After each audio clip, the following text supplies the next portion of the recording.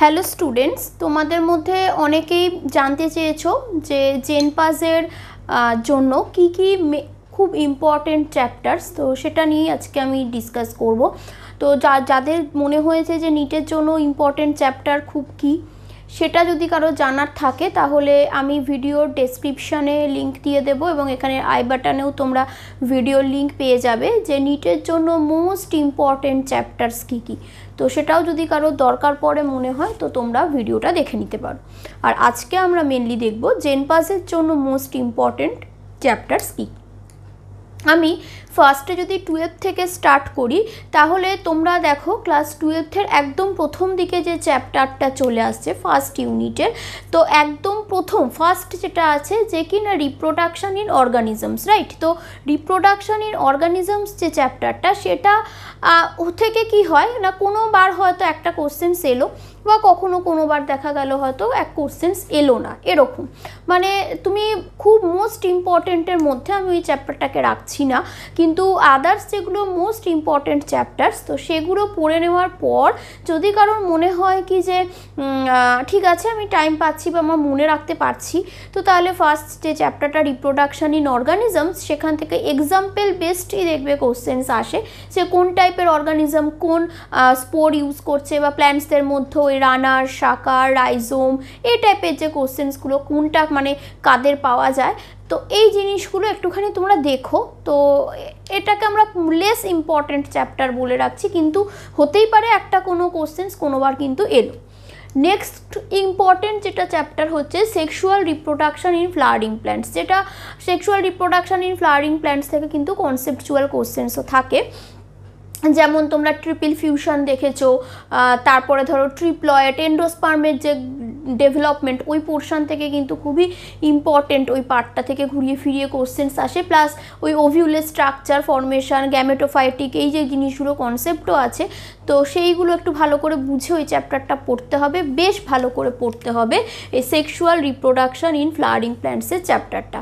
তারপরেই দেখো চলে আসছে হিউম্যান রিপ্রোডাকশান, অবশ্যই খুব ইম্পর্টেন্ট, প্রত্যেকটা টপিক ধরে ধরে খুব ভালো করে পড়বে। এবং ওই ইউনিটের আরেকটা যেটা চ্যাপ্টার আছে রিপ্রোডাক্টিভ হেলথ, এই দুটো চ্যাপ্টারকে আমি লেস ইম্পর্টেন্টের মধ্যে রাখছি, কিন্তু যেটা বললাম যে এটা তো কম্পিটিটিভ এক্সাম, তো সেই জন্য ধরো র্যাঙ্ক একটা বড় ম্যাটার করছে। তোমরা কোনো ক্লাসের এক্সামে, ক্লাস 12-এর কোনো এক্সামে তোমরা সাজেশান ভিত্তিক পড়তে পারো, সেখানেও দেখবে ভালো মার্কস উঠে যাচ্ছে যদি সাজেশানটা খুব ভালো করে তৈরি করে ভেবে পড়ো আর কি, যে যখন যদি ক্লিক করে তো সেই সাজেশান অনুযায়ীও দেখা যাবে 90-র উপর নাম্বার পেয়ে যাচ্ছ সাজেশান ওয়াইজ পড়েও। কিন্তু বোর্ড মানে এরকম কম্পিটিটিভ এক্সামের ক্ষেত্রে সবসময় পুরোটা সাজেশান ভিত্তিক হয় না, কেন কি সেখানে একটা কম্পিটিশনের ব্যাপার থাকে, মোস্ট ইম্পর্টেন্ট চ্যাপ্টার তো সবাই জানতে পারবে, তো সবাই তো সেগুলো পড়ে যাবে, তাই না? তো সবাই যদি পড়ে যায় তাহলে বুঝতেই পারছো কম্পিটিশান, বা ছেলেমেয়েরা কষ্ট করে পরীক্ষা দেবে, প্রিপারেশান নিয়েছে, তারা তো আর কেউ ছেড়ে আসতে চাইবে না, তো অ্যান্সার সেগুলো সবাই করতে পারবে। তাহলে যাচাইটা হবে কি করে না এই টাইপের লেস ইম্পর্টেন্ট কোনো চ্যাপ্টার থেকে যদি কোশ্চেন্স আসে এবং সেটা যারা অ্যাটেন্ড করতে পারবে এবং ঠিক অ্যাটেন্ড করবে পজিটিভ মার্কস পাবে, তো বুঝতেই পারছো সেটা শুধু মানে জেনপাস বলে নয়, নিট বা যে কোনো কম্পিটিটিভ এক্সামের জন্য তারা এগিয়ে থাকবে। তো তোমরা যেহেতু খুব ইম্পর্টেন্ট চ্যাপ্টার কি জানতে চেয়েছো, অনেকে থাকে যে হয়তো প্রথম থেকে প্রিপেয়ার নাও করনি বা ভাবোনি যে জেনপাস দেবো কি নিট দেবো, খুব অল্প সময় পাওয়া যাচ্ছে তার ভিতর তোমরা প্রিপারেশান করছো, তো সেরকম কন্ডিশনে আমরা কি করব, তার জন্য মোস্ট ইম্পর্টেন্ট চ্যাপ্টারগুলো গুরুত্ব আছে। তো তাহলে এটা বুঝতে পারলে প্রথম ইউনিটের মধ্যে কোনটা খুব বেশি ইম্পর্টেন্ট কোনটা লেস ইম্পর্টেন্ট, তো এই জায়গাগুলো আমরা দেখে নিলাম।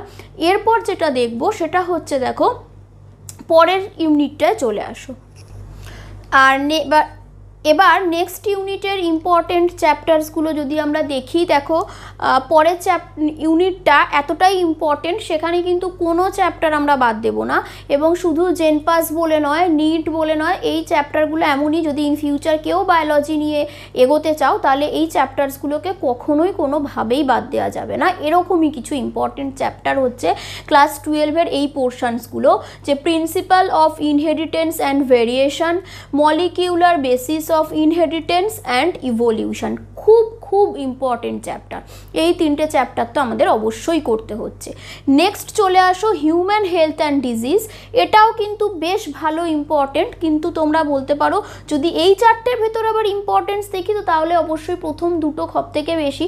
দেন ইভলিউশনেরও ইম্পর্টেন্স আছে, ছোট্ট ছোট্ট অঙ্ক নিটে তো দেয়ই, জেনপাসে ম্যাথসের উপর বেস করে সেরকম এগুলো থেকে না থাকলেও কনসেপচুয়াল কোশ্চেন্স আসে, এবং এই চ্যাপ্টারগুলো খুব বুঝে পড়ার চ্যাপ্টার, মুখস্থ করে পড়ার চ্যাপ্টার নয়। তো সেই জন্যই আরও ইম্পর্টেন্ট এবং খুব ইন্টারেস্টিং। প্রচুর স্টুডেন্টরা বলো যে এই চ্যাপ্টারগুলো খুব শক্ত, এবং অনেক স্টুডেন্টদের ক্ষেত্রে মানে আদার্স কিছু স্টুডেন্টের ক্ষেত্রে অন্য স্টুডেন্ট মানে কথা বলে আমি দেখেছি যে সবাই এগুলোকে একটু নেগলেক্ট করতে চায়, বা তারা যেখানেই পড়ুক না কেন বলে যে ম্যাম এগুলো শক্ত চ্যাপ্টার, তাই জন্য এগুলোকে পরে পড়তে বলেছেন, আর অন্য চ্যাপ্টারগুলো ইজি, ওগুলো আগে পড়তে হবে। সেরকম কোনো ব্যাপার না, এগুলো বুঝে পড়লে এত ইন্টারেস্টিং, আমার মনে হয় এগুলো খুব ভালো লাগার চ্যাপ্টার হতে পারে।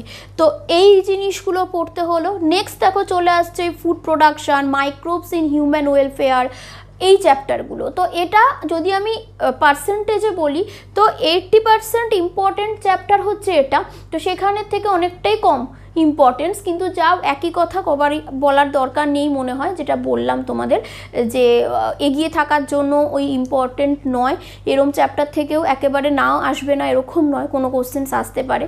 তো সেটা যারা স্টুডিয়াস স্টুডেন্ট তোমরা তো তারা নিশ্চয়ই সেটাকেও ছাড়বে না, পড়া সবটাই পড়বে, কিন্তু বেশি ইম্পর্টেন্স দেবো আমরা এই চ্যাপ্টারগুলোকে। আর তারপর 12-এর জন্য থেকে যাচ্ছে দেখো বায়োটেক, তো খুবই ইম্পর্টেন্ট। বায়োটেকের যে দুটো চ্যাপ্টার আছে সেগুলোর আলাদা করে ওই বায়োটেক অ্যান্ড ইটস অ্যাপ্লিকেশন যেটা আছে, আর বায়োটেকের যে প্রিন্সিপালের যে চ্যাপ্টারটা, দুটোই খুব ইম্পর্টেন্ট। ওই বোর্ড এক্সামে বায়োটেকের কোনো একটা চ্যাপ্টার তোমাদের ওয়েস্ট বেঙ্গল বোর্ডের জন্য বাদ আছে, তো সেসব বাদ দিয়ে পড়লে কিন্তু কম্পিটিটিভ এক্সামের দিকে যাওয়া যাবে না, সব পড়তে হবে, এবং বায়োটেকের চ্যাপ্টার দুটো খুব ইম্পর্টেন্ট। নেক্সট চলে আসছে অর্গানিজমস অ্যান্ড পপুলেশনস, তারপর যে ওই টপিকটা, তো সেখানে দেখবে খুব ইম্পর্টেন্ট যে পোর্শনসগুলো আসে সেটা হচ্ছে ওই কমেন্সালিজম, কম্পিটিশান, ঠিক আছে, সিম্বায়োসিস, এই যে কনসেপ্টগুলো, ঠিক আছে।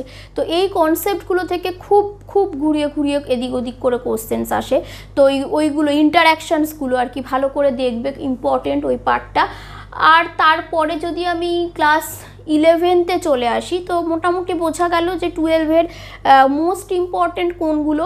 এবার যদি তোমরা স্পেসিফিক্যালি সব চ্যাপ্টার থেকে আবার কী কী ইম্পর্টেন্স জানতে চাও তো সেটা তাহলে আমাকে আদার্স একটা ভিডিও করতে হবে, নাহলে এটা বিশাল বড় হয়ে যাবে। তো এখানে মোটামুটি চ্যাপ্টার্সের রেশিও ওয়াইজ বলছি।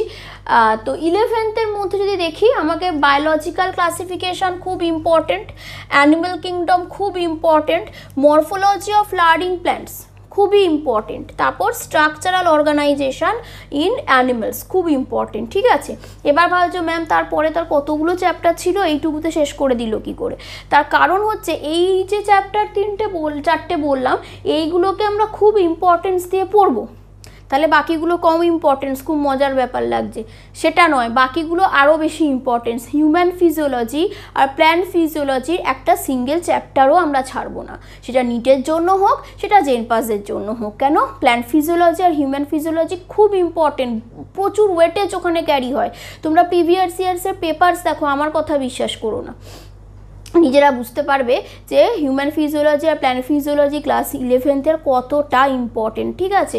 এবং glycolysis, Krebs cycle, photosynthesis, respiration, C3 cycle, C4 cycle, আর ডিফারেন্ট সাইকেলস পাচ্ছ। তারপর এক্সক্রিটারি সিস্টেম, ডাইজেস্টিভ সিস্টেম, তারপরে ধরো ওই PQR-এর যে কার্ভ মানে গুলো আছে, ECG যেগুলো দেখতে পাচ্ছি আমরা, হার্টের মেকানিজম, এই সব কিছু প্রত্যেকটা পার্ট ইম্পর্টেন্স, হরমোন, তার অ্যাক্টিভিটি সব ইম্পর্টেন্ট, তাই কোনোটা বাদ দিলে হবে না।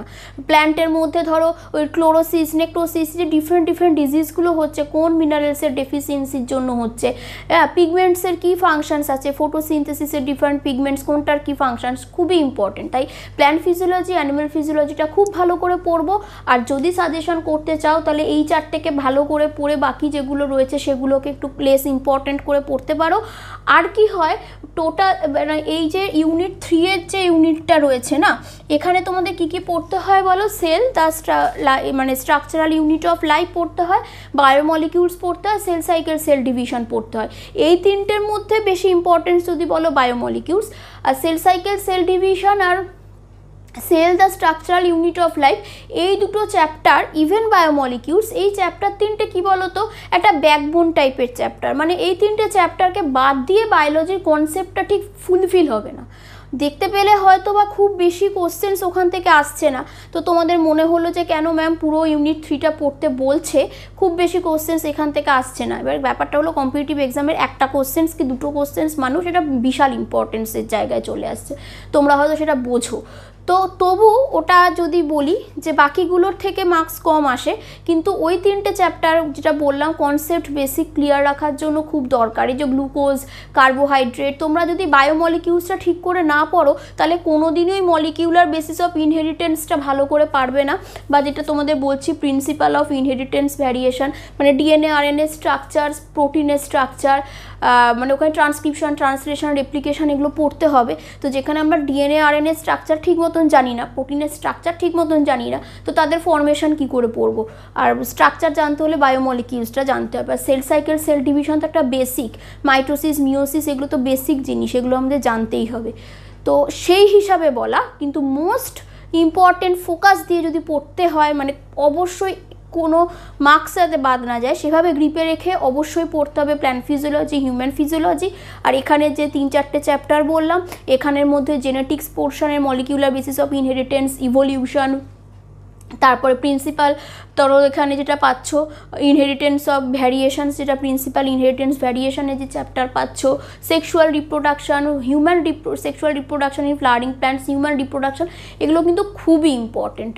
তো এগুলো পড়ার সাথে সাথে থিওরির যেমন প্রত্যেকটা কনসেপ্ট ক্লিয়ার রাখবে, তার সঙ্গে তোমরা কিন্তু প্র্যাকটিসও করতে থাকবে। যদি কেউ আমার লাইভ ক্লাস জয়েন করতে চাও, কোর্স জয়েন করতে চাও, তো তাহলে অবশ্যই আমার সঙ্গে যোগাযোগ করতে পারো। টেলিগ্রাম লিঙ্ক দেওয়া থাকবে, হোয়াটসঅ্যাপ লিঙ্ক দেওয়া থাকবে, সেখানে জয়েন করে আমার সাথে যোগাযোগ করতে পারো। All the best, thank you.